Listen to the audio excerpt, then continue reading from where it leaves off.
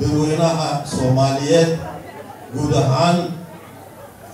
oo aan u dabaaldegayno xeerkii weynihii Ciise Weyne dhawaan lagu oggolaaday ama sharaftii kor loogu qaaday oo noqday universal xeerkaas oo ay 190 dowladood ee adduunyadu wax ka baran doonaan laguna turjumi doono af kasta oo adduunyada lagu hadlo lagu turjumi doono waxa kaloo farxad weyn ah maanta inuu nala joogo walaalkeen Dr. Ali Muuse oo ah ninkii soo qoray buugga xeerka ku qoray Francis ku qoray هذه المهمتين وعقلوا إنه نجوا هالجماعة على الله وهذه أطول قرن السين وعقلوا حكم هذا السجدين هي واحدة يوصلوا أبوي صور جنزيين فرقة قرح البدلة حفلة قرح البدلة حركة عيسى صور أبوي دليل يوضيع يقول سكوبا يجينا صبر تجاه وعقله حتى نعمله الرسول جديد وحوي دليل تي ممكن تكننا هدي أي جمعين يا هدي أي وليين با سيد قرح نبان وعياري أيام يجنا واحد يا الرسول جديد يا وقتها جنوب كوبي هاي انتصروا سوكوبيا آدي أبدالله بدنياي والسلام عليكم ورحمة الله. بسم الله الرحمن الرحيم. السلام عليكم ورحمة الله وبركاته. شعب وينها يسوقون دمان تعالكن إيرير بروكسلا إيوه ولا لا كلي من ديوب تكله دمانتين وادمهتين حفلة المانتا وحفلة قيمة وين كفر بدا مركو الرئيسة أنا وحان مهدنق وين مجيدين يا دلنيرتي إيو أخيارتي صوت دياريسي حفلة يكو صوت داشي إدتك إنتاليك مانتا سبوكيسي أغاقار كان وين مهدسيين قيمة وين يي مانتا يقول وين بيسوهوين وحويين ما انت هديان كل بكار لانه ماموسكي حيركا عيسى اما حيركا صوماليين ما انت نقضي حير عالمية وحويين حيركا صدو ما انت هالك نسوكين كيني ان ما انت عن si adag u soo dhaweyno maamuuskii xeerka waad ku mahadsantihiin walaalaha Yurub ee halkan isugu yimiday waxa kaloo halkan aan maanta doonayay inaan mahadnaq kale uga jeediyo walaalaheenii reer Dirdhabe ee maamuuskii xafladan xeerkeena magaalada Dirdhabe iskugu yimiday iyagoo ka wada yimiday Dirdhabe gaarkeega haday Djibouti tahay haday Soomaaliya tahay walaalaheenaas reer Dirdhabe waxay muujiyeen horta waa kow waa midnimay muujiyeen midda labaad waxay muujiyeen xeerkooga inay ku adag yihiin midda saddexaad waxay muujiyeen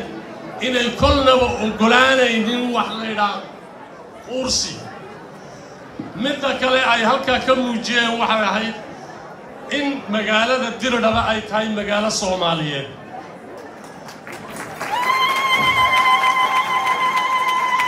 ninkii dooniya ninkii diidaba Dirdhabe waa magaalo Soomaaliyeed halkaana reer Dirdhabe iyo walaalaheenii Djibouti tikatiga iyo Soomaaliya ba intuba si fiican yay maamuus wanaagsan halka uga sameeyeen بسم الله الرحمن الرحيم السلام عليكم ورحمة الله وبركاته. وأنا فوزية موسى وكميدا جديدي ما دركتي حرك عيسى كسو شقي أو كوميتي كجري أيان هرموز كهاي أيان على موسى ما دام جديدي كلا إنه أيان على موسى ما تاي فرصة هو يعني حفلة كسوق الكلام مركا عنه عن نصيب يا شيء حفلة قرب بدنا كسوق الكلام waxaan doonayaa magaca gudida iyo magaca ayaan cali muuse inaan salaam qaaliya maadaama ay nooga gaarsiiyay ilaaheen salaamu calaykum waraxmatullaahi wabarakaatu aad iyo aadna waad u mahadsantihiin xafladda quruxda badan inta ka soo shaqaysayna ilaahay baa abaalkiina nii gudi hawshuna waa bilow wali hawshu way badan tahay إن شاء الله بإذن الله كريم أنت ما تجوجنا هي أنت كلام فلان نبى إن ما دركتي كعماس ولا قبصنا أنت هاي كبدن بان ولا جالسين رجالنا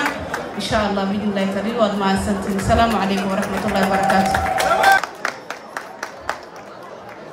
السلام عليكم ورحمة الله وبركاته. وحي يتهاي فرحة وين ما أنت إيران كسر قيلقلو مناسبة quruxda badan leeyahay ugu casuumay waxaan salaamayaa qurbajoogta Yurub oo ku dhan qurbajoogta Brussels Belgium qurbajoogta Holland qurbajoogta Faransiiska kuwa Jarmalka aad baan ni wala salaamayaa walaalayaal waxaan kaloo doonayaa inaan mahad gaar ah u celiyo haweenkii dhalinyartii raggii qaban qaabiyay munaasabadan quruxda badan ee maanta aan isku qabanay aad baan horta aan mahad weyn oo gaar ah u celinayaa marka 10 sano ka hor iyaan xagan Brussels aan imid dawlad igu casuumay waxay casuumahayd waqtiga urur loo oran jiray Waaruf oo imiday oo xeerka shaqooyinkayga iyo qoraaladeedii xeerka aan ka soo jeediyay marka munaasabadii dad badan oo sida iminka meeshan loo buuxo ma joogin oo aad baa loo yaraa caawase waxaan arkayaa hoolkan aan ku jirno wala buuxa oo kuraasadii la kala waayay marka su'aashu waxa weeyaan maxaa isbedelay 10 sano dhexdeed maxaa isbedelay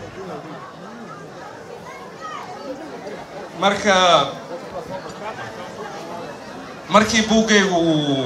uu soo baxay waxay ahayd 1990kii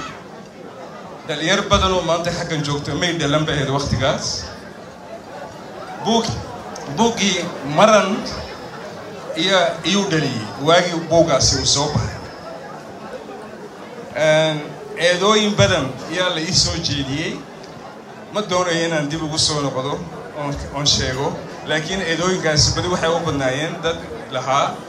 buuggaasi xiisihii buu kala qaybinayaa waagaas waxaan buug markaan qoray waan iska garanayay inay eeda ka iman doonaan laakiin waxaan isku diyaariyey eeda ka iman kara ama daliil ka iman kara qowmiyadaha kale Soomaalida ama kuwa kale qowmiyada aan wala loonahay Cafarta marna kamaan filayn inay xagga dacda weerarku iga iman marka waxaasi waa nolosha waa casharada nolosha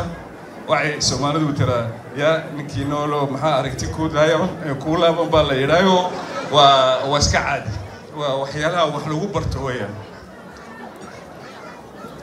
marka haddaan ku soo noqdo waxa isbedelka keenay ee maanta hawlkan aan ku jirno loo wala buuxay waagayna faaruqa uu ahaa iyaan bal doonaya inaan wax yar ka faahfaahiyo horta waxyaalo badan baa dhacay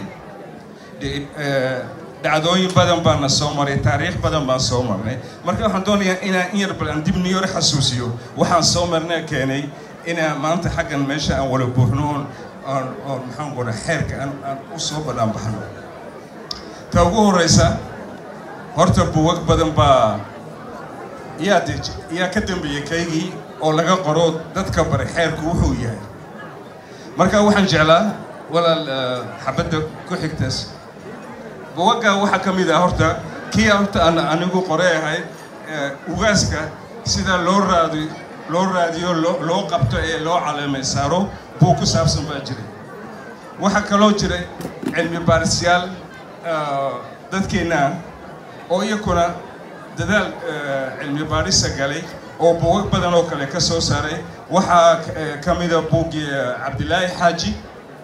waxa kamida buugii kale uu qoray Ibrahim Ahmed Ali waxa kale buug dambe oo imika soo gaaray waxa qoray Mukhtaar Ciltire Wacays marka cilmi baarsiyaal badan baa imika shaqadii qabtay oo taasi waxyaalo badan bay moogta ay ka bedishay sida loo arkay buugaga iyo xeerkaba waxa kale oo ku xigay maqaalado badan oo ka qornay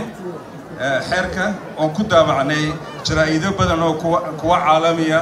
kuwa qaaradda Afrika iyo kuwa kale oo maaragtay oo dhaqanaba sida journalka La Nation noqotaya journal af Soomaaliya oo jiri halabuur loo oran jiray journal ay oromadu qorto oo geeska Afrika arrimaha ay kaga hadasho waan ku qornay xeerka oo la yiraahdo Horno Argument